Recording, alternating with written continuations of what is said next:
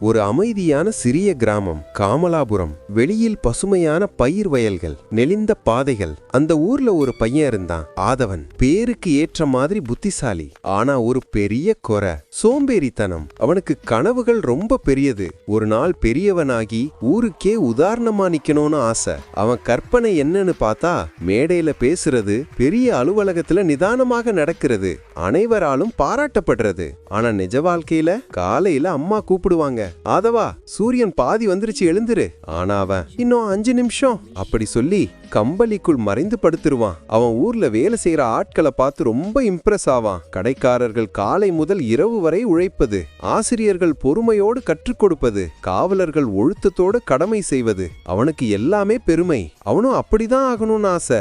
ஆனா அவன் வாழ்க்கையில ஒரே பிரச்சனை, சீரான பழக்கங்கள் இல்லாதது. ஒரு நாள் படிக்கணும்னு முடிவு செய்யறான், அடுத்த நாள் மாறை முழுக்க காட்டாடி பறக்க வைக்கிறான், மறுநாள் கிரிக்கெட். அப்படி ஒவ்வொரு நாளும் ஆசை ஒரு மாதிரி, பழக்கம் ஒரு மாதிரி. அந்த ஊரின் எல்லையில் ஒரு வயதான மனிதர் இருந்தார், கோபால் தாத்தா. முன்னாள் ராணுவ வீரர். காலை ஒளி பூமியை தொடும் முன்னாடியே அவர் இழந்திருப்பார். வீட்டு வேலைகளை செய்வார், மரங்களுக்கு நீர் ஊற்றுவார், 10-12 புஷ்அப் செய்வார், சிறிது புத்தகம் படிப்பார். வாழ்க்கை எளிமை, ஆனா ஒழுக்கம் நிறைந்தது. ஒரு நாள் ஆதவன் அங்க போய் பார்த்தான். தாத்தா அசைவுகள் ரொம்ப நீட். ஒரு கியூரியாசிட்டி அவனுக்குள் வந்தது. கேட்டான், தாத்தா இதையே டெய்லி பண்ணுறீங்களே, போர் அடிக்கலையா? சில நாளாவது லேட்டாக எழுந்திருக்கலாமே.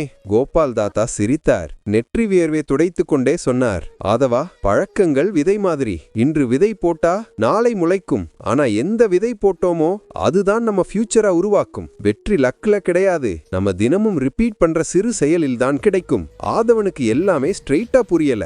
ஆனா அந்த வார்த்தைகள் உள்ளுக்குள் ஒரு சத்தம் போட்டது. அந்த இரவு படுக்கையில் படுத்திருந்த அவன் நினைத்தான், எத்தனை தடவை தொடங்கி பாதியிலே விட்டானோ, எத்தனை புத்தகங்கள் பாதியிலே தூக்கி போட்டானோ, எத்தனை கனவுகள் முயற்சியின்றி நின்று போச்சு. வெற்றி என்றால் பெரிய திறமை வேண்டுமா, அல்லது தினமும் கொஞ்சம் கொஞ்சமா முன்னேறினாலே போதுமா? அடுத்த நாள் காலை அவன் தானாகவே அலாரம் அடிக்கும் முன்னாடியே எழுந்துட்டான். உடம்பு முழுக்க சோர்வு, கண்ணில் தூக்கம். ஆனா தாத்தா சொன்னது ஞாபகம் வந்தது. முகத்தை கழுவி முடித்து செருப்பை போட்டு குளிர் காற்று முகத்தில் அடிக்க அவன் ஓடத் தொடங்கினான். முதல் நாள் 200 மீட்டர் ஓடினான். பலமாக மூச்சு வாங்கியது, கால் எரிச்சல், மார்பு வலி. ஆனா நிறுத்தல. அடுத்த நாள் மீண்டும், அடுத்தது மீண்டும்.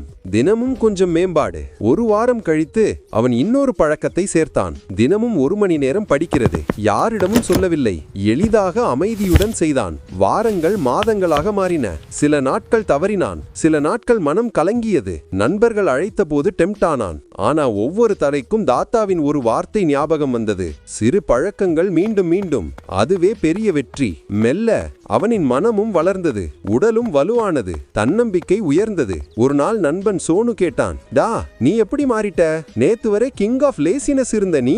ஆதவன் சிரிச்சுக்கிட்டே சொன்னான், நான் ஒரே நாள்ல மாறல, தினமும் கொஞ்சம் கொஞ்சமா ரிப்பீட் பண்ணின. அப்படி இருந்த போது ஒரு நாள் ஒரு தகவல் வெளியானது, ஒரு ஸ்காலர்ஷிப் போட்டி. வெற்றி பெற வேண்டுமானால் உடல் தகுதி மற்றும் கல்வி இரண்டிலும் ஜெயிக்க வேண்டும். பயப்படுற மாணவர்கள் நிறைய பேரு. சிலர் இரவு முழுக்க படித்தார்கள், சிலர் திடீர் ஜிம்முக்கு சென்றார்கள். ஆனா ஆதவன் மட்டும் அமைதியாக இருந்தான். ஏனென்றால் அவன் தினமும் செய்த முயற்சி அவனுக்கு ஆயுதம். காலையில் ஃபிட்னஸ் டெஸ்ட் ஆரம்பித்தது. பல மாணவர்கள் ஆரம்பத்தில் வேகமாக ஓடினார்கள், சில நிமிஷத்திலே சோர்ந்து நின்றார்கள். ஆதவன் ஸ்டெடி பேஸ்.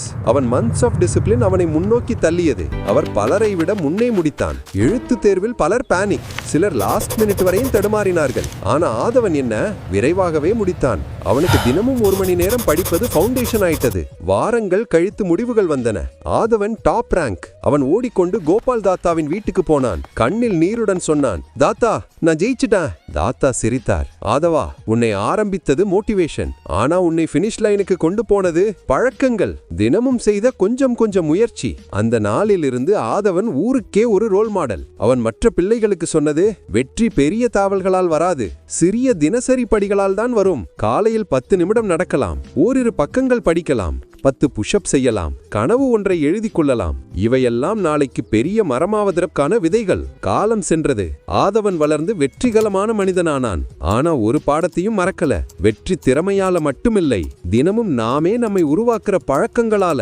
அன்பான நண்பர்களே, உங்கள் எதிர்காலம் இன்று நீங்க ரிப்பீட் பண்ற சிறு செயல்களில் தான் எழுதப்படுகிறது. நாளையே பெரிய மாற்றம் வேண்டாம், இன்று ஒரு சிறிய படி போதும்.